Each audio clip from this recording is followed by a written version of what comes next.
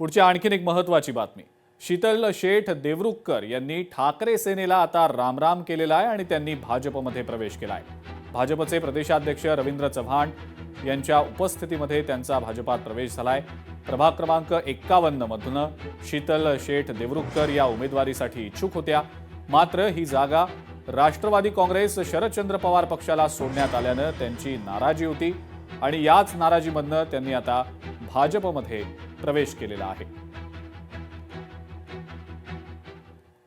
अहिल्यानगर महापालिकेच्या निवडणुकीच्या रिंगणात उतरलेले मनसेचे 2 उमेदवार हे गायब आहेत असं समजतंय। गेल्या 24 तासांपासून या उमेदवारांचा त्यांच्या कुटुंबियांसोबत संपर्क झालेला नसल्याचं मनसे जिल्हाध्यक्ष सचिन डफळ आणि सुमित वर्मा यांनी सांगितलंय। केडगाव हा भाग संवेदनशील असल्यानं निवडणूक बिनविरोध होण्यासाठी या 2 उमेदवारांचं अपहरण केल्याचा आरोप किंवा तसा संशय सुमित वर्मा यांनी व्यक्त केलेला आहे। मनसेचे दोन्ही जे उमेदवार आहेत ते गेल्या काल संध्याकाळपासून गायब आहेत। म्हणजे आमच्या संपर्क कार्यालयावरून त्यांनी पक्षाचं सगळं साहित्य नेलं की आता प्रचाराला जायचंय म्हणून, पण काल संध्याकाळी घरी न जाता प्रचाराला न जाता ते नेमकं कुठं गायब झाले हा मोठा प्रश्न झालाय।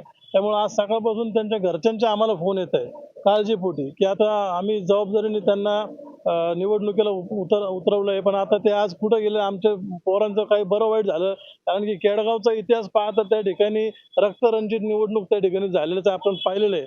आज या ठिकाणी महाराष्ट्र मनसेनेचे प्रभाग क्रमांक 17 मधील आमचे अंबरनाथ बालसिंगे, दुसरे आमचे कॅन्डिडेट राहुल जाधव, हे दोन्ही कॅन्डिडेट काल संध्याकाळपासून या ठिकाणी बेपत्ता झालेले आहे। याबाबत आम्ही माननीय कोतवाली पोलीस स्टेशनचे निरीक्षक यांना भेटून या ठिकाणी विनंती केलेली की या दोन्ही कॅन्डिडेटच्या बाबतीत आपण योग्य तो तपास करावा, जेणेकरून आजच्या केडगाव सारख्या भागातील परिस्थिती बघता निश्चितपणे याच्याबाबत काहीतरी मोठं षडयंत्र याच्या मागे असावं अशी शंका आम्ही या ठिकाणी व्यक्त केलेली आहे। लोकशाही मराठी ऐका, पहा, जागरूक रहा।